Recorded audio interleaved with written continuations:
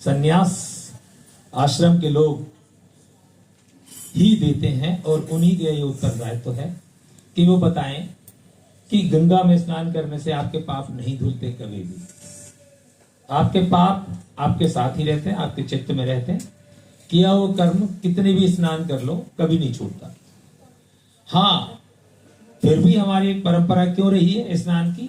क्योंकि शुचिता भी धर्म का लक्षण है।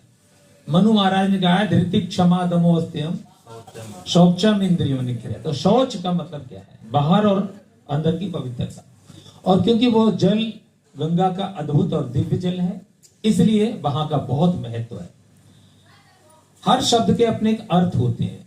जैसे संन्यास शब्द है, संन्यास शब्द का मतलब है सम उपसर्ग पूर्वक, फिर नी यहां फिर उपसर्ग है, और आस शब्द का अर्थ होता है क्षिप्त फेंक देना।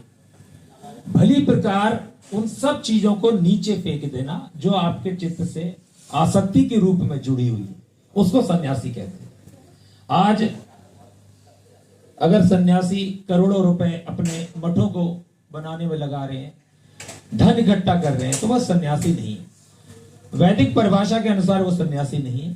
सन्यासी वही है सम प्लस नी प्लस आस, जो समस्त प्रकार की आसक्तियों को, अनावश्यक द्रव्यों को छोड़ दे, फेंक दे, वो सन्यास।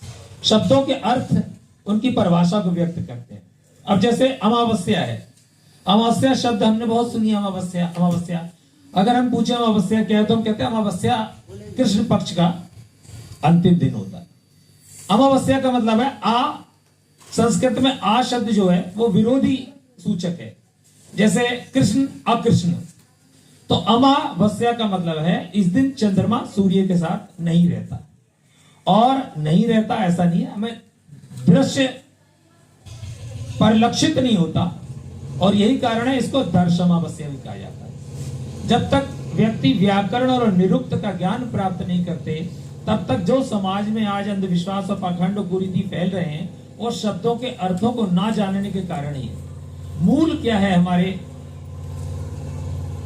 वैदिक धर्म का? महर्षि दयानंद सरस्वती ने बताया कि हमारे वैदिक धर्म का मूल है वेद, और वेदों के अध्ययन का आधार है व्याकरण। व्याकरण, निरुक्त, दिगंटू, जब तक वेदों की 3 प्रकार की वृत्तियां होती है मंत्रों के उच्चारण की। ऋग्वेद के जो मंत्र हैं उनकी द्रुत गति से उनका उच्चारण होता है, अत्यंत शीघ्र गति है उनकी, इसलिए द्रुत गति कही जाती है। यजुर्वेद के मंत्रों का जब उच्चारण करें आप तो उसकी मध्यम वृत्ति है, और सामवेद के मंत्रों की द्रुत वृत्ति है, शीघ्रता से। जैसे वाम देवगान वगैरह है या महावाम देवगान है, इनकी विलंबित वृत्ति है।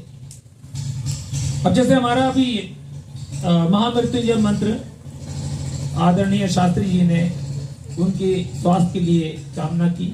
हम सब मिलकर कामना करते हैं कि उनका स्वास्थ्य अच्छा हो, और कहते हैं कि शुभ कामनाएं अपना प्रभाव अवश्य ही दिखलाती है अगर वो हृदय से की जाए। तो महामृत्युंजय मंत्र क्या है?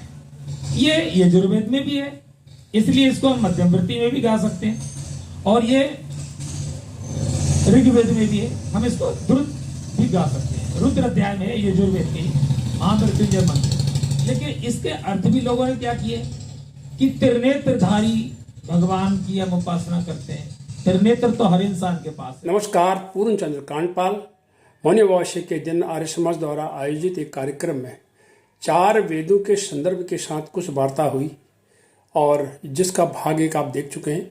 भाग 2 आज प्रस्तुत है। भाग 3 और 4 अगले कार्यक्रम में बताऊंगा। नमस्कार।